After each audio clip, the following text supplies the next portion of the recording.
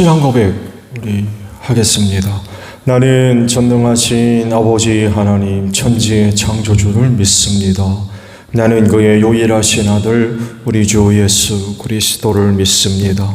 그는 성령으로 잉태되어 동정녀 마리아에게서 나시고 본디오 빌라도에게 고난을 받아 십자가에 못 박혀 죽으시고 장사된 지 사흘 만에 죽은 자 가운데서 다시 살아나셨으며 하늘에 오르시어 전능하신 아버지 하나님 우편에 앉아 계시다가 거기로부터 살아있는 자와 죽은 자를 심판하러 오십니다. 나는 성령을 믿으며 거룩한 공교회와 성도의 교제와 죄를 용서받는 것과 몸의 부활과 영생을 믿습니다. 아멘. 323장 부르시고 말씀을 보죠.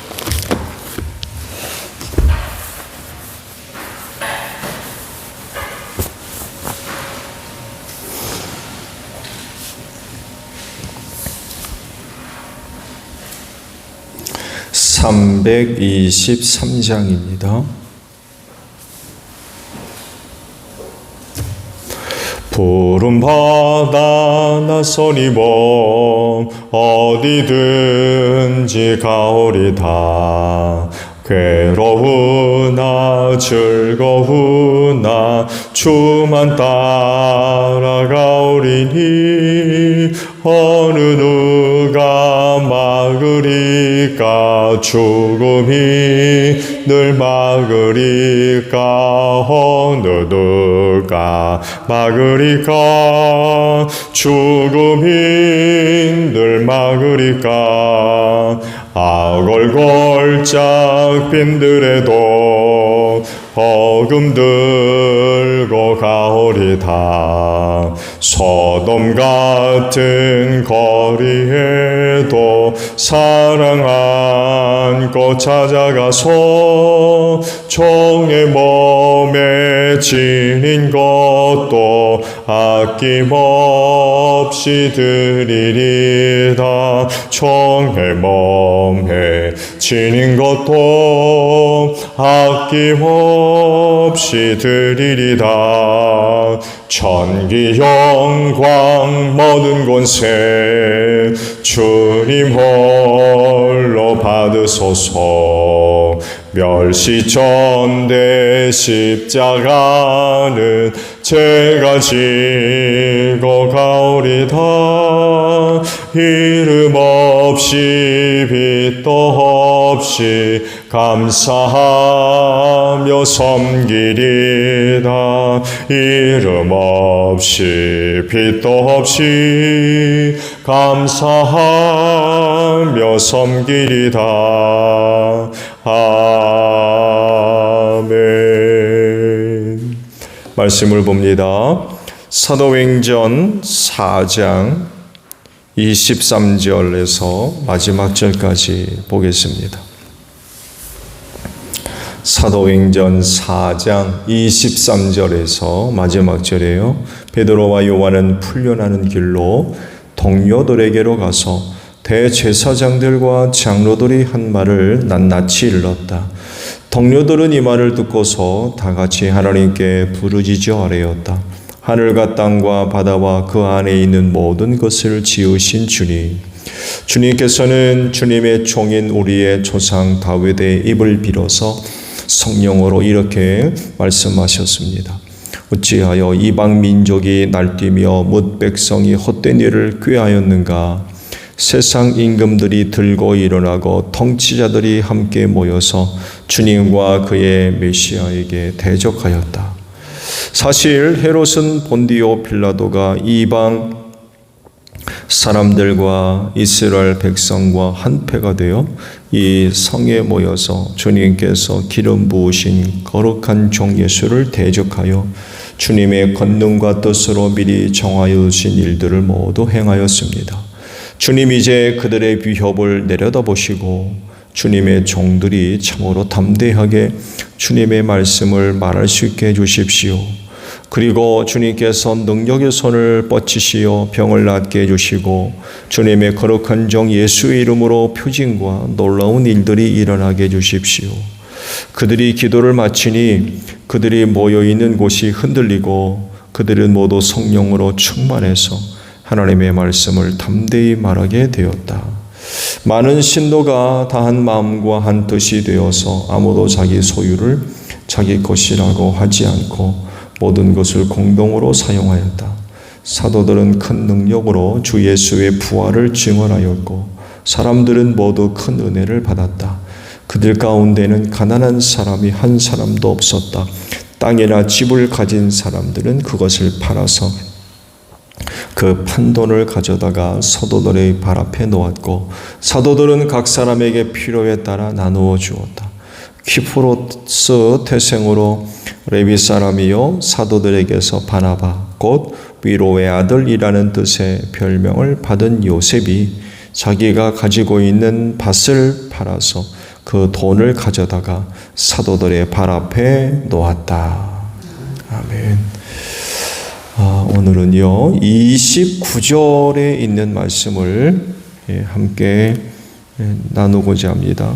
주님 이제 그들의 위협을 내려다보시고 주님의 종들이 참으로 담대하게 주님의 말씀을 말할 수 있게 해 주십시오 라는 말씀입니다.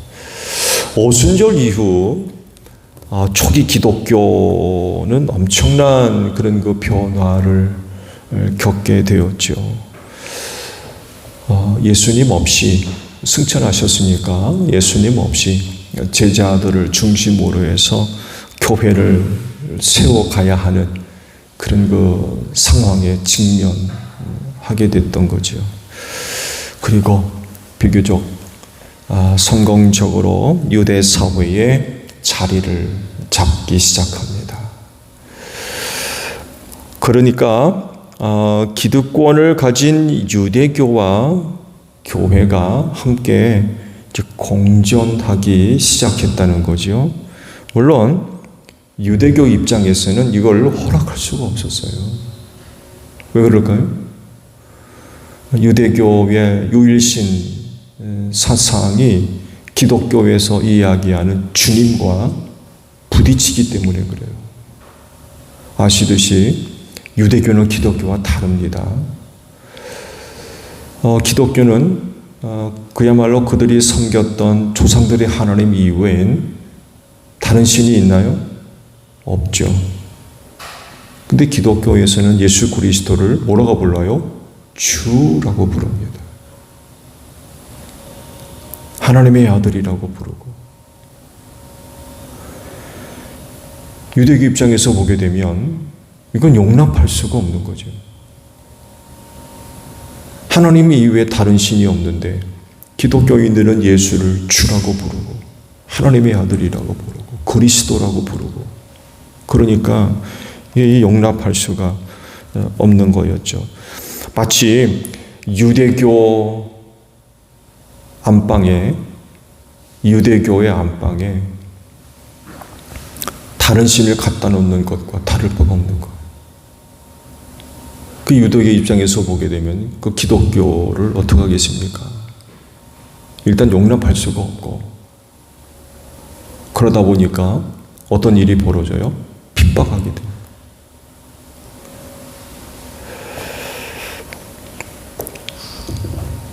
그래서 예수님과 관련된 일에 대해서 유대교는 아주 민감하게 반응할 수밖에 없었어요.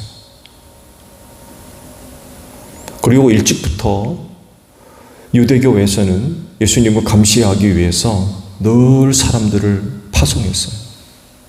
그리고 군중 속에 섞여서 예수가 무슨 말을 하나, 무슨 일을 하나 늘 감시를 했고, 또 저들 나름대로 예수를 넘어뜨리기 위해서 대답하기 곤란한 질문들을 하고 그랬어요. 때로는 군중을 선동하기도 하고 예수를 책잡기 위해서. 이미 오래전부터 그런 일을 해왔어요.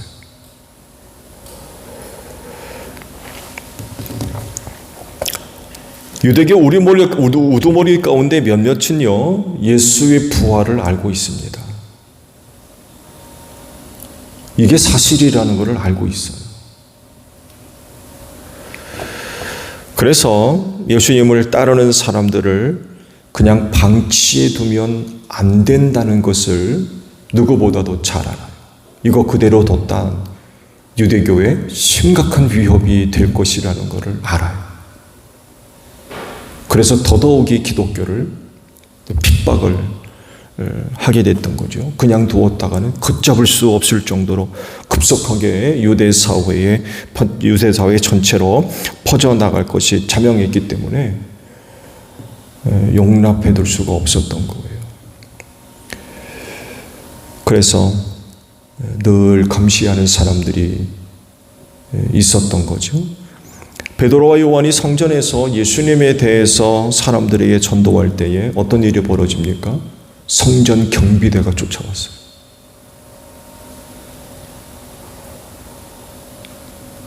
유대교 지도자들과 함께 성전 경비대가 쫓아와가지고 두 사람을 붙들어 갔습니다. 단적인 예입니다. 그러니까 베드로와 요한이 사람들을 대상으로 나면서부터 걷지 못한 사람들을 세웠잖아요. 그리고 많은 사람들이 몰려왔거든요. 5,000명이나 되는 사람들이 예수 믿게 됐는데 그 군중 가운데 누가 있는 거예요? 감시자들이 있는 거예요. 베드로와 요한이 성전에서 예수에 대해서 이야기한다는 게 고발 들어간 거예요. 금방. 성전 경비대가 쫓아와가지고 그들을 붙들어갈 정도로 감시가 굉장히 심했던 거죠. 그리고 결국 이들을 붙잡아다가 옥에 가두고 사내들인 공의회에 고발을 해가지고 신문을 받게 되는 그런 상황까지 이제 이르게 된 거죠. 말씀을 보셨듯이 결과가 뭡니까? 협박을 하죠. 위협하고. 더 이상 예수의 이름으로 가르치고 이야기하는 것 하지 말아라. 위협하고 협박해서 놓아 주었던 거죠. 근데요, 아마도 이들에게 주었던 경고가 단순한 경고는 아니었을 겁니다. 대단히 위험스럽고 살벌한 그런 위협과 협박이 아마 있었을 거예요. 풀려난 두 사도들, 다른 제자들이 모여있는 곳으로 가서 있었던 일들을 소상하게 이야기를 해주죠. 그리고 오늘 본 말씀들이 이에 대한 제자들의 반응이었죠. 그 반응은 대단히 심각합니다. 그냥 단순한 위협으로 끝났다고 그러면 그렇게 위험을 느끼지는 않았을 텐데, 기도했다고 그러죠. 부르짖어 기도했다고 하는데 그 내용들을 보면 당시 유대교에서 두 제자에게 협박을 했던 내용의 수위가 굉장히 높았던 거예요.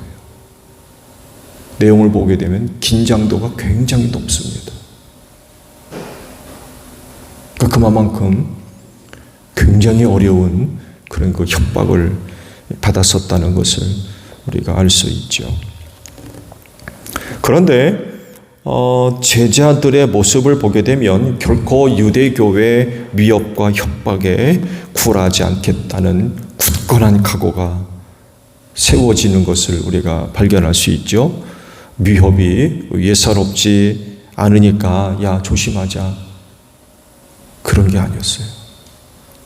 뭐라고 기도합니까? 오늘 주신 말씀이 그중 하나이죠. 담대하게 주님의 말씀을 말할 수 있게 해달라고 기도합니다.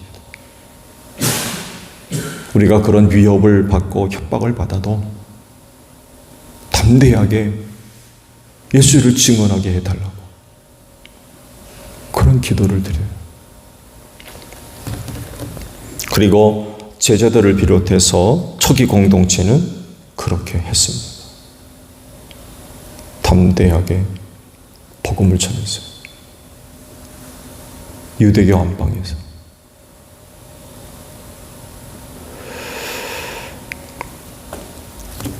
그들이 그렇게 할 수 있도록 담대함을 주신 거죠.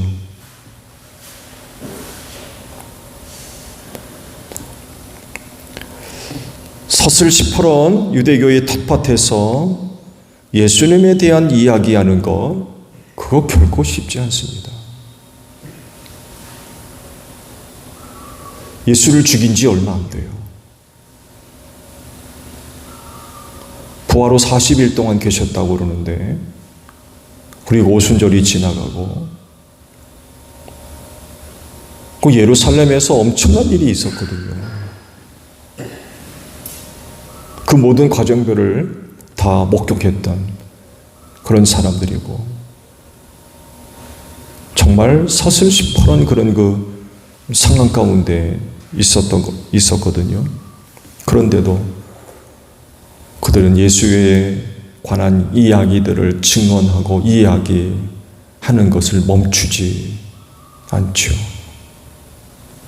정말 그들이 간구한 대로 담대함을 주셔서 그런 상황 가운데에도 담대하게 복음을 전하는 그런 그 모습들을 보여주었습니다. 말씀을 드린 대로 유대교 입장에서는 용납이 안 되는, 허락할 수가 없는 그런 짓을 지금 그들이 하고 있었던 거죠.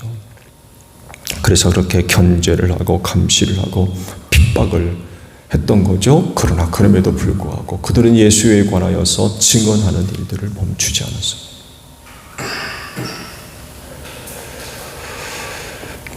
이런 상황 속에서 우리가 예수의 증인으로 사는 데 있어서 필요한 것들이 뭐가 있을까요?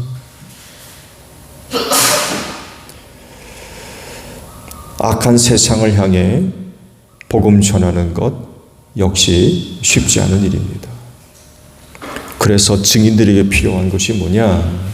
담대함이랍니다. 어떤 위협이 있고 어려움이 있고 그 일로 인하여서 핍박을 받는 일이 있다 할지라도 담대함을 잃어버리면 안 된다는 거죠. 그 담대함을 잃어버리게 되면 복음 전할 수 있겠어요? 복음 못 전하죠.